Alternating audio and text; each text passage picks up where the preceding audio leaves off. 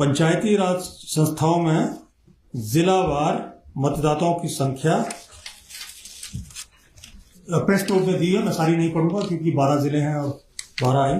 कुल वर्तमान में जो हमारे पास उपलब्ध आंकड़े हैं उसके अनुसार पंचायती राज संस्थाओं में कुल 50,79,048 मतदाता दर्ज हैं, जिनमें 25,67,770 पुरुष, 25,11,249 महिलाएं व 29 अन्य मतदाता हैं। इन पंचायती राज संस्थाओं में 18 वर्ष की आयु के 52,349 मतदाता हैं जो कि प्रथम बार मतदान करेंगे। इनमें 28,581 पुरुष व 23,768 महिला मतदाता हैं। विकास खंड पाउंटा साहिब की ग्राम पंचायत भाटावाली में सबसे अधिक 4,623 व विकास खंड पू की ग्राम पंचायत सुमरा में सबसे कम केवल 178 मतदाता हैं। विकास खंड पाउंटा साहिब की ग्राम पंचायत भाटावाली के वार्ड संख्या 7 में सबसे अधिक 723 मतदाता हैं तथा विकास खंड महला की ग्राम पंचायत करिया के वार्ड संख्या 8 में सबसे कम मात्र 17 मतदाता हैं।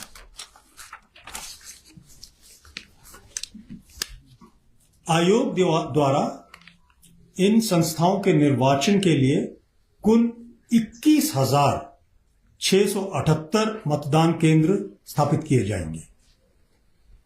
आयोग ने रिटर्निंग अधिकारियों को निर्देश दिए हैं कि जिन मतदाता केंद्रों पर मतदाताओं की संख्या अधिक है उन मतदान केंद्रों में सहायक मतदान केंद्र अथवा ऑक्सिलरी पोलिंग स्टेशंस बनाए जा सकते हैं और आवश्यकता पड़ने पर पुरुष व महिला मतदाताओं के लिए पृथक मतदान केंद्र स्थापित किए जाएं। परंतु सहायक मतदान केंद्र जो कि ऑक्सिलरी पोलिंग स्टेशन है वह मुख्य मतदान केंद्र एक ही भवन में स्थापित होने चाहिए। आयोग ने यह भी निर्देश जारी किए हैं कि जहां तक संभव हो महिलाओं के लिए पृथक से स्थापित मतदान केंद्र पर महिला मतदान दल तथा महिला सुरक्षा कर्मियों की ड्यूटी लगाई जाए। जिला लाहौल स्पीति के विकास खंड काजा की ग्राम पंचायत लांगजा में राजकीय प्राथमिक पाठशाला कॉमिक में 4,587 मीटर की ऊंचाई पर एक मतदान केंद्र स्थापित किया जा रहा है जो प्रदेश में सबसे अधिक ऊंचाई पर स्थित मतदान केंद्र होगा। आपको विदित ही है कि पंचायती राज निर्वाचन के दौरान संस्थाओं के निर्वाचन के दौरान 5 पदों के लिए एक साथ निर्वाचन किया जाता है। तो इस प्रकार से एक मतदाता को 5 मतदान पत्र दिए जाएंगे, लेकिन सुविधा के लिए आयोग ने उन मतदान पत्रों का रंग अलग अलग रखा है ताकि पोलिंग पार्टीज को भी और लोगों को भी आसानी हो। पंचायत सदस्य के लिए सफेद रंग का बैलेट पेपर होगा, मतदान पत्र जो है सफेद रंग का होगा। उप प्रधान पद के लिए पीला अथवा येलो बैलेट पेपर होगा। प्रधान पद के लिए हल्का हरा लाइट ग्रीन बैलेट पेपर होगा। सदस्य पंचायत समिति के लिए गुलाबी अथवा पिंक बैलेट पेपर का इस्तेमाल किया जा रहा है तथा सदस्य जिला परिषद के लिए हल्का नीला अथवा लाइट ब्लू बैलेट पेपर इस्तेमाल किया जाएगा। मतदाताओं के लिए जानकारी, जैसा कि मैंने अर्बन लोकल बॉडीज के कार्यक्रम को आप सबसे साझा करते हुए सूचित किया था, कोई भी मतदाता वोटर सारथी ऐप के माध्यम से भी मतदाता सूची में अपना व अपने परिवार एवं संबंधियों का नाम देख सकता है। वोटर सारथी ऐप राज्य निर्वाचन आयोग की वेबसाइट sec-himachal.hp.gov.in तथा प्ले स्टोर पर उपलब्ध है। इसके अतिरिक्त पंचायती राज संस्थाओं की मतदाता सूचियां राज्य निर्वाचन आयोग की अपनी वेबसाइट पर भी उपलब्ध है। अतः इच्छुक मतदाता वेबसाइट के माध्यम से अपने नाम की जांच कर सकते हैं। आयोग पुनः मतदाताओं को यह भी सूचित करना चाहता है कि भारतीय निर्वाचन आयोग तथा राज्य निर्वाचन आयोग दो भिन्न संस्थाएं हैं। भारतीय निर्वाचन आयोग लोकसभा तथा विधानसभा के निर्वाचन संपन्न करवाती है, जबकि राज्य निर्वाचन आयोग शहरी निकायों व पंचायती राज संस्थाओं के निर्वाचन संपन्न करवाती है। स्थानीय निकायों में मतदान करने के लिए मतदाता का नाम राज्य निर्वाचन आयोग की मतदाता सूची में होना आवश्यक है। भारतीय निर्वाचन आयोग द्वारा जारी किया गया एपिक कार्ड फोटो पहचान पत्र केवल एक पहचान का माध्यम है और किसी भी स्थिति में यह मतदान का अधिकार नहीं देता है। एपिक के अलावा 16 अन्य ऐसे दस्तावेज हैं जिससे मतदाता अपनी पहचान स्थापित कर सकते हैं। ड्राइविंग लाइसेंस है, आपका पैन कार्ड है, कोई केंद्र सरकार, राज्य सरकार, सरकारी अथवा अर्ध सरकारी उपक्रम, स्थानीय निकायों तथा किसी भी प्राइवेट औद्योगिक संस्थान द्वारा जारी पहचान पत्र है इसमें है। बैंक, किसान, डाकघर पासबुक जिसमें फोटो उपलब्ध है वो भी इस्तेमाल की जा सकती है। राशन कार्ड, कोई भी इस तरह के कुल मिलाकर 17 हैं जिनका विवरण आज के प्रेस नोट में दिया गया है। मतदाताओं को निर्वाचन लड़ने वाले अभ्यर्थियों से संबंधित सूचना रियल टाइम बेसिस वास्तविक समय आधार पर उपलब्ध करवाने के लिए data profiler management information system DPMIS application के माध्यम से मिल सकती है। इसका लिंक राज्य निर्वाचन आयोग की वेबसाइट sec-himachal.hp.gov.in पर उपलब्ध है। इस एप्लीकेशन से कोई भी व्यक्ति किसी भी निर्वाचन क्षेत्र से निर्वाचन लड़ने वाले अभ्यर्थी की नामांकन, छटनी, नाम वापसी एवं चुनाव चिन्ह की जानकारी ले सकता है। इसके अलावा अभ्यर्थी के चल अचल संपत्तियों, दायित्वों एवं आपराधिक पृष्ठभूमि का भी ब्यौरा देख सकता है। प्रदेश में स्थानीय निकायों के चुनाव प्रायः शांतिपूर्ण रूप से संपन्न होते रहे हैं और निर्वाचन आयोग आशा करता है कि इस बार भी इसी प्रकार से शांति से यह संपन्न होंगे। फिर भी किसी अवांछनीय स्थिति से बचने के लिए आयोग द्वारा अतिरिक्त मुख्य सचिव गृह एवं पुलिस महानिदेशक को निर्देश जारी किए हैं कि स्वतंत्र, निष्पक्ष एवं सुचारू मतदान के लिए सुरक्षा के व्यापक प्रबंध किए जाएं। मादक पदार्थ के वितरण एवं बिक्री पर रोक के बारे में भी मैं पहले भी कह चुका हूं।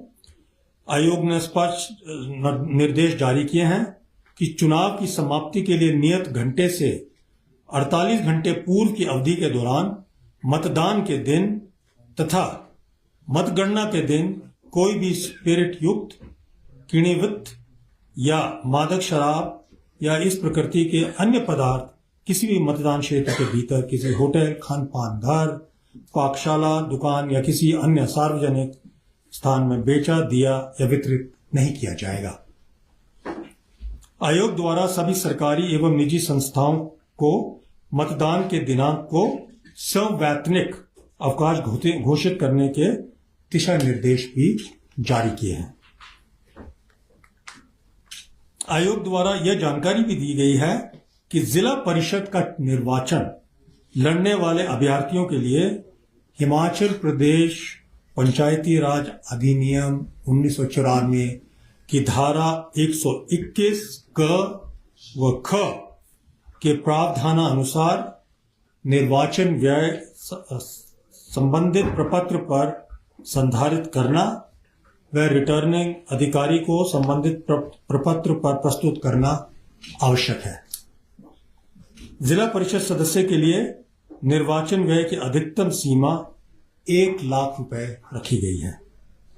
अतः आयोग सदस्य जिला परिषद का निर्वाचन लड़ने वाले अभ्यर्थियों से अपील करता है कि निर्वाचन व्यय संबंधित प्रपत्र पर संधारित करें, अपने व्यय का ब्यौरा संधारित करें और चुनाव परिणाम घोषित होने के 30 दिन के भीतर संबंधित रिटर्निंग अधिकारी को निर्धारित प्रपत्र पर प्रस्तुत करें।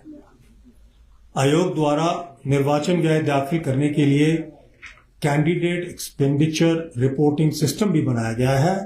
अतः निर्वाचन लड़ने वाले अभ्यर्थियों से आयोग अपील करता है कि उपरोक्त एप्लीकेशन के माध्यम से भी निर्वाचन व्यय दर्ज कर सकते हैं और करें।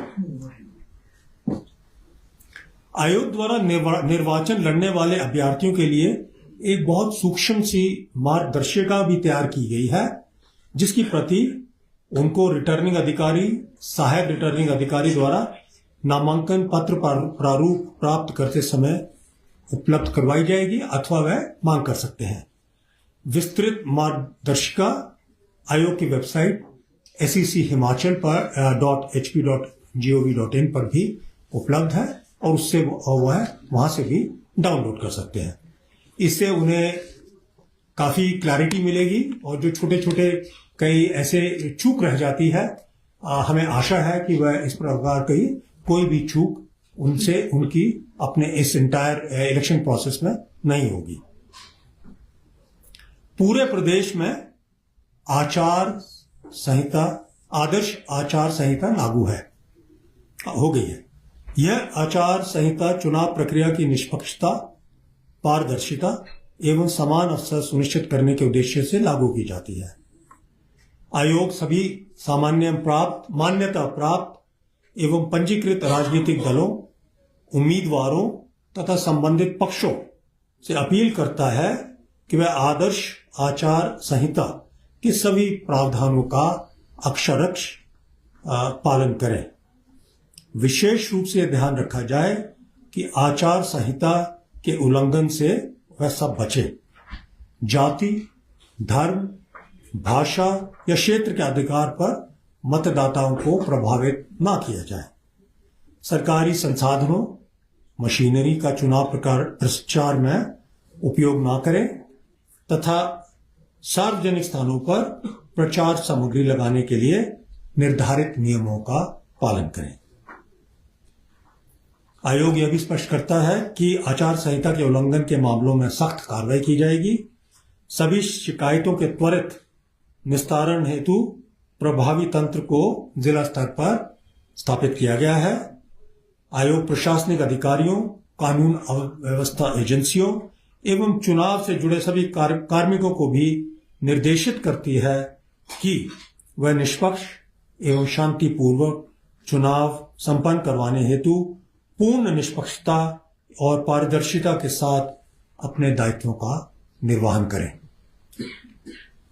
किसी भी प्रकार के प्रलोभन से दूर रहें।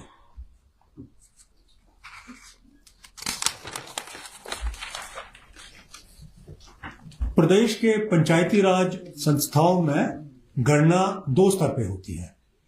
जहां तक वार्ड मेंबर, पंचायत के वार्ड मेंबर, उप प्रधान और प्रधान महोदय हैं, इनके मतों की गणना तो पंचायत मुख्यालय पर मतदान के पश्चात उसी दिन संपन्न करवाई जाती है।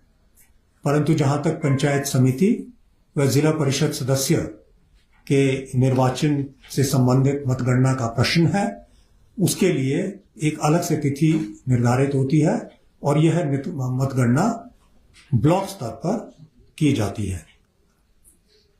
मतगणना कार्मिकों की सुरक्षा एवं मतगणना की निष्पक्षता के मद्देनजर आयोग द्वारा सभी मतगणना केंद्रों पर मतपत्रों की गणना की वीडियोग्राफी करने के निर्देश दिए जा रहे हैं। यह निर्देश भी जारी किए जा रहे हैं कि जहां तक संभव हो संवेदनशील अथवा अति संवेदनशील मतगणना केंद्रों पर वेबकास्टिंग की व्यवस्था भी की जाए। आयोग सभी मतदाताओं से अपील करना चाहता है कि वह लोकतंत्र के इस महत्वपूर्ण कार्यक्रम में बढ़ चढ़कर भाग लें और निर्भीक होकर अपने मताधिकार का प्रयोग करें। मतदाता किसी भी प्रकार की अफवाहों से बचें और केवल आधिकारिक सूचनाओं जो कि राज्य निर्वाचन आयोग, जिला निर्वाचन अधिकारी अथवा रिटर्निंग अधिकारी द्वारा जारी की गई हो पर ही ध्यान केंद्रित करें।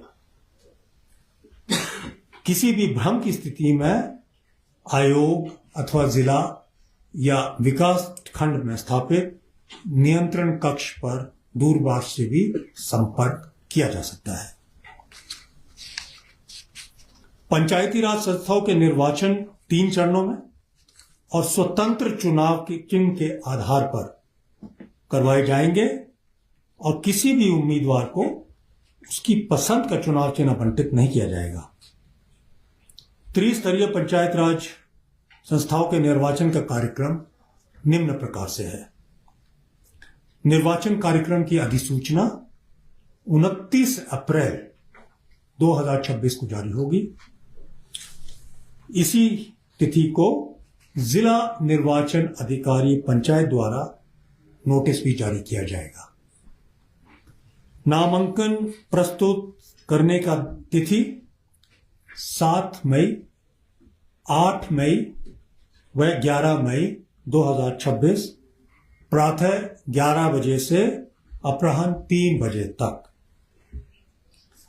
नामांकन पत्रों की जांच 12 मई 2026 को प्रातः 10 बजे से की जाएगी। उम्मीदवारों की वापसी विड्रॉल 14 मई व 15 मई 2026 प्रातः 10 बजे से अपराह्न 3 बजे से पूर्व तक वापसी की ली जाएगी।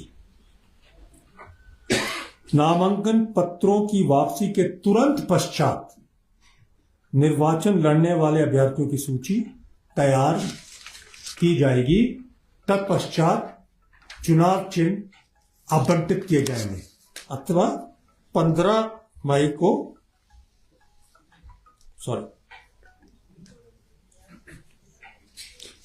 को नामांकन पत्रों की वापसी के तुरंत पश्चात निर्वाचन लड़ने वाले अभ्यर्थियों की सूची तैयार की जाएगी, जिसके पश्चात चुनाव चिन्ह आवंटित होंगे।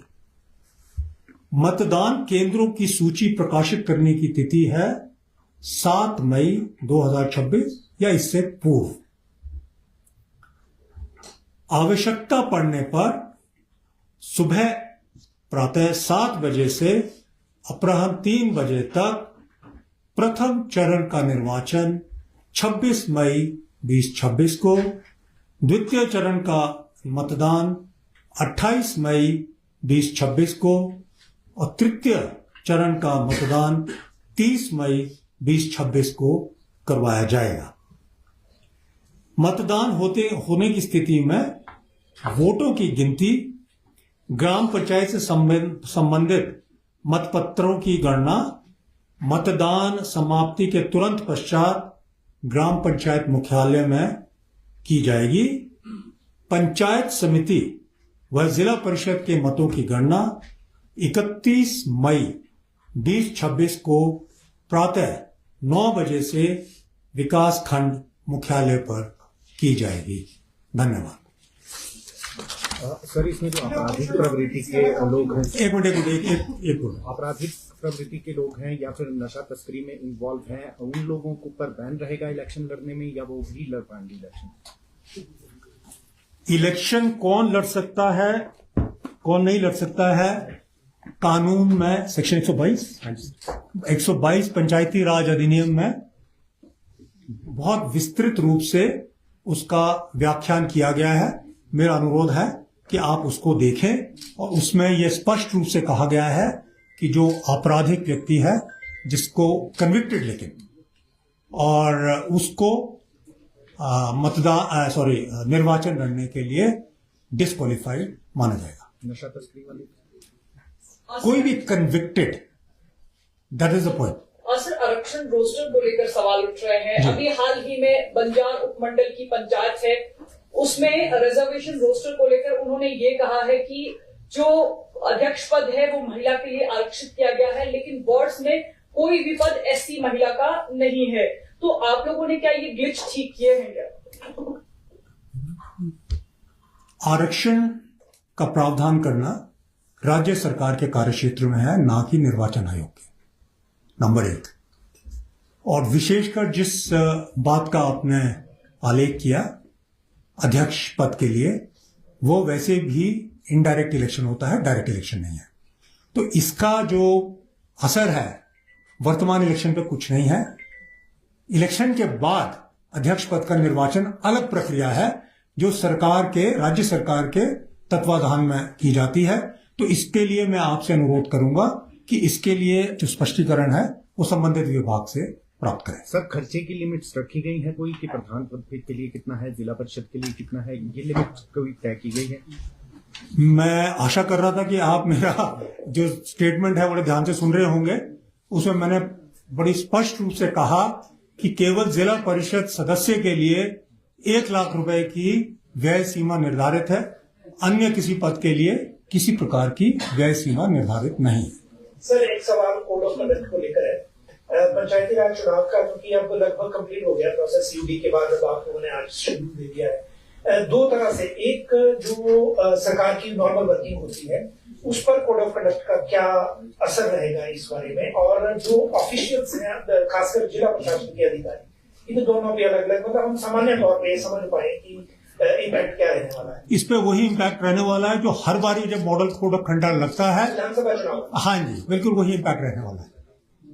टोटल कितना व्यय एक्सपेक्टेड है सर इस पूरी प्रक्रिया में? 26, 28 और 30। एक फर्स्ट चरण में कहाँ, 28 और 30 में कहाँ पे इलेक्शन को कैसे करेंगे? ये आपको जिला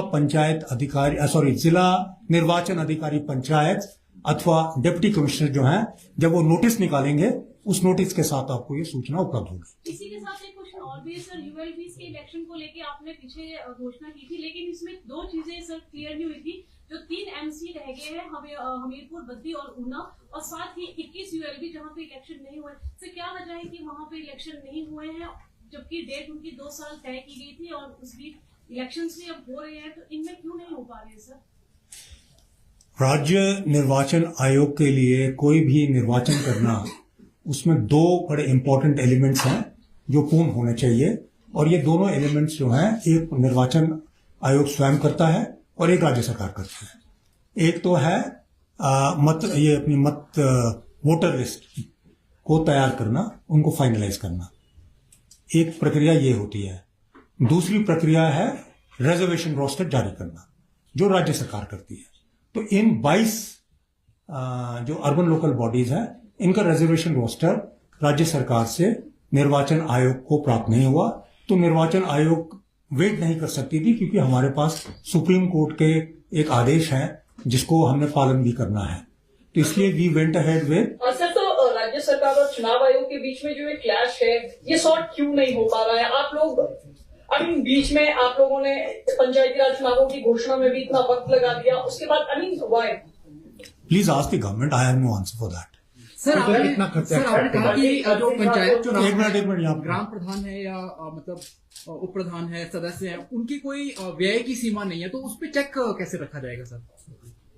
जब सीमा नहीं है तो चेक क्या रखना है? बट वी एक्सपेक्ट कि इतना खर्चा ही नहीं होता है। टोटल कितना? जैसे बाकी नॉर्मल आदमी करते हैं वैसे ही वो करेंगे जी। सर, इलेक्शन को लेके क्या कोई यूएलबी कोर्ट भी गई है कि हम इलेक्शन चाहते हैं, आयोग इलेक्शन करवाएं? क्या मेरे पास ऐसी कोई सूचना फिलहाल नहीं है। अभी नहीं, हमारे पास अभी कोई सूचना आई नहीं है, कोई नोटिस नहीं है। सर एक धर्मशाला का इशू है, वहाँ लोकल लोग जो है वो भी विरोध कर रहे हैं। सरकार ने कुछ टेंडर्स लगाए हैं, शिकायत शायद आप तक पहुंच भी गई है, क्या वो निरस्त किए जाएंगे? हमने उसकी रिपोर्ट जो है जिलाधिकारी से मांगी है, फिर जिलाधिकारी से रिपोर्ट आएगी, उसके पश्चात ही कोई कार्रवाई की जा सकती है। इस पूरी प्रक्रिया में सर कितना खर्चा लगभग 30 करोड़ से 40 करोड़ के बीच में खर्चा आएगा।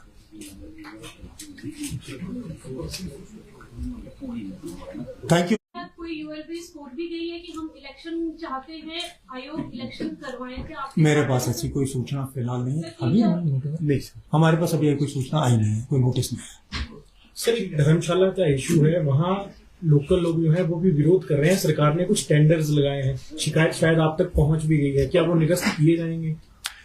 हमने उसकी रिपोर्ट जो है जिलाधिकारी से मांगी है, फिर जिलाधिकारी से रिपोर्ट आएगी, उसके पश्चात ही कोई कार्रवाई की जा सकती है।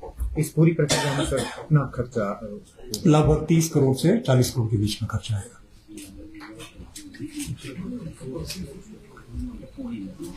Thank you. कोई यूएलबी कोर्ट भी गई है कि हम इलेक्शन चाहते हैं, आयोग इलेक्शन करवाएं, क्या आप? मेरे पास ऐसी कोई सूचना फिलहाल नहीं है। अभी नहीं सर, हमारे पास अभी कोई सूचना आई नहीं है, कोई नोटिस नहीं है। सर एक धर्मशाला का इशू है, वहाँ लोकल लोग जो है वो भी विरोध कर रहे हैं। सरकार ने कुछ टेंडर्स लगाए हैं, शिकायत शायद आप तक पहुंच भी गई है, क्या वो निरस्त किए जाएंगे? हमने उसकी रिपोर्ट जो है जिलाधिकारी से मांगी है, फिर जिलाधिकारी से रिपोर्ट आएगी, उसके पश्चात ही कोई कार्रवाई की जा सकती है। इस पूरी प्रक्रिया में सर कितना खर्चा लगभग 30 करोड़ से 40 करोड़ के बीच में खर्चा आएगा।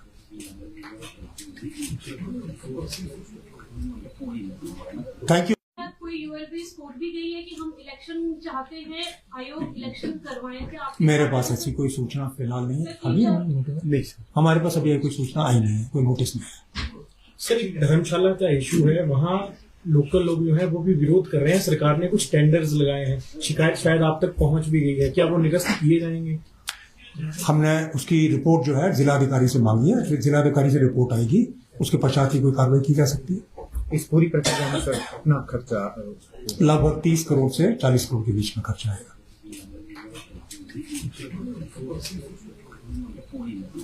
Thank you. कोई यूएलबी कोर्ट भी गई है कि हम इलेक्शन चाहते हैं, आयोग इलेक्शन करवाएं, क्या आप? मेरे पास ऐसी कोई सूचना फिलहाल नहीं है। अभी नहीं सर, हमारे पास अभी कोई सूचना आई नहीं है, कोई नोटिस नहीं है। सर एक धर्मशाला का इशू है, वहाँ लोकल लोग जो है वो भी विरोध कर रहे हैं। सरकार ने कुछ टेंडर्स लगाए हैं, शिकायत शायद आप तक पहुंच भी गई है, क्या वो निरस्त किए जाएंगे? हमने उसकी रिपोर्ट जो है जिलाधिकारी से मांगी है, फिर जिलाधिकारी से रिपोर्ट आएगी, उसके पश्चात ही कोई कार्रवाई की जा सकती है। इस पूरी प्रक्रिया में सर कितना खर्चा लगभग 30 करोड़ से 40 करोड़ के बीच में खर्चा आएगा।